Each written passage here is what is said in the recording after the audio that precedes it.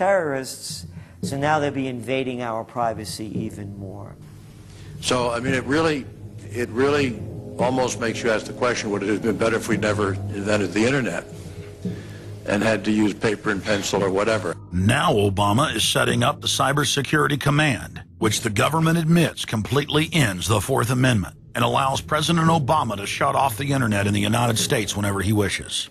Indeed, in today's world, acts of terror could come not only from a few extremists in suicide vests, but from a few keystrokes on the computer, a weapon of mass disruption. As part of the new single national security staff announced this week, I'm creating a new office here at the White House that will be led by the cybersecurity coordinator. This new control grid is administered by the Pentagon. They just want to keep tabs on us. So we're turning into a surveillance, wiretapped government state. The government is taking more and more control over our lives. I can stand here today as President of the United States and say without exception or equivocation that we do not torture. Obama made a show of investigating torture, but has ignored the Army's own detailed investigative reports, which name the torturers that the White House memos document were following the directives of Bush and Cheney, the men who are most guilty for issuing the infamous orders. Some low-level soldiers have been prosecuted for their role at Abu Ghraib, but no senior officer has been held accountable in any of these cases to date. Heidi? I know that these debates lead directly, in some cases, to a call for fuller accounting, perhaps through an independent commission. Now, I've opposed the creation of such a commission. Next, Obama expanded Bush's doctrine of indefinite detention of foreigners without trial to holding citizens without evidence indefinitely, without ever even committing a crime. President Obama today proposed something new, something called prolonged detention. Pre-crime is where people are arrested and incarcerated to prevent crimes that they have not yet committed. Barack H. Obama, who ran as an anti-war candidate, has continued the war in Iraq, massively expanded the war in Afghanistan, and unleashed a new conflict in Pakistan. Now Obama is promoting the biggest defense budget in history, dwarfing George Bush's war machine. What George Bush has been trying to do as part of his effort to accumulate more power in the presidency is he's been saying, well, I can basically change what Congress passed by attaching a letter saying, I don't agree with this part or I don't agree with that part. I'm going to choose to interpret it this way or that way. That's not part of his power. But this is part of the whole theory of George Bush, that he can make laws as he's going along. I disagree with that. I taught the Constitution for 10 years. I believe in the Constitution, and I will obey the Constitution of the United States. We're not going to use signing statements as a way of doing an end run around Congress. All right? Obama guaranteed that once president, he would stop the unconstitutional practice of issuing signing statements, through which the executive branch illegally usurps the legislative power of Congress. Congressman Kucinich, when he introduced his 60 articles of impeachment against Bush Jr., I think one was the signing statements. The form of the resolution is as follows. A resolution, articles of impeachment of George Bush, President of the United States.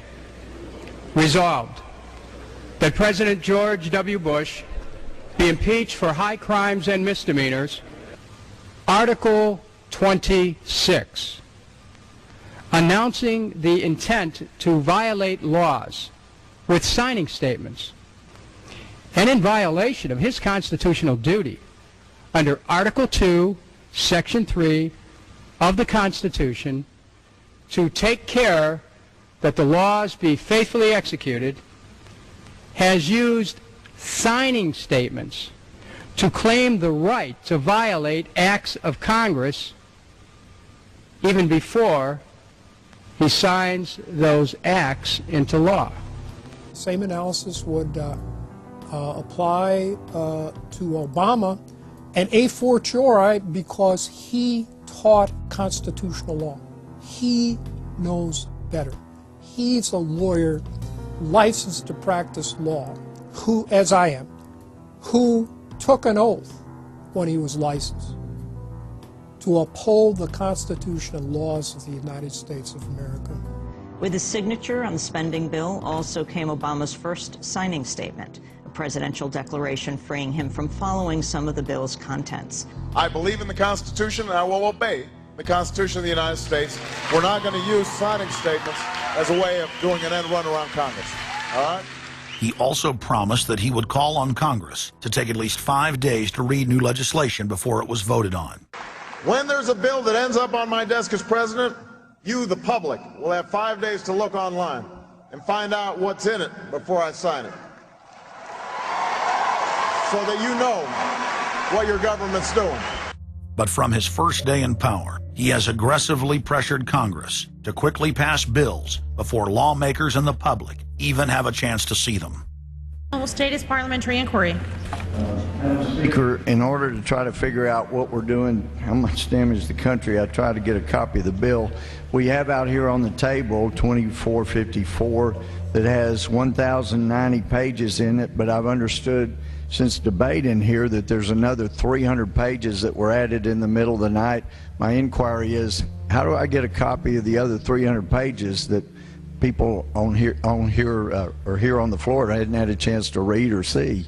Where do we get that before we cram this down on the American people? Is there somewhere physically in the House of Representatives a copy of what we're voting on?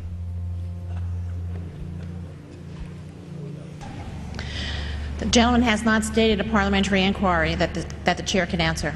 Mr. Speaker, I have to say that I am outraged. Here we are getting ready to vote on a piece of legislation, and we haven't even seen 300 pieces of this legislation. No one can even find the bill or even knows where it's at. Obama swore that he would never put lobbyists or donors in his administration. Treasury Secretary Timothy Geithner appointed Mark Patterson, and this is a former top lobbyist for Goldman Sachs, as his chief of staff. And then last week there was a lot of buzz over William Lynn. He was appointed to the #2 position at the Defense Department. William Lynn, also a former top lobbyist for Raytheon, which is one of the 5 largest defense contractors.